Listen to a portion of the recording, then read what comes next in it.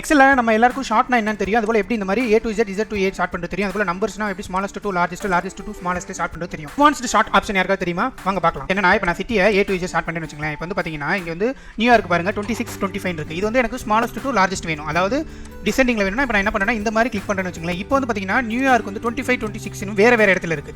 ஆனா இது எப்படி வந்து நம்ம வந்து சிட்டியும் அசெண்டிங்ல வரணும், அட் சேம் டைம் ஏஜ் வந்து ஸ்மாலஸ்ட் டு லார்ஜஸ்ட் ரெண்டு கண்டிஷனும் ஒரே நேரத்தில் எப்படி நம்ம வந்து வர வைக்கிறதுங்கிறதா இந்த அட்வான்ஸ்ட் ஷார்ட் ஆப்ஷன்.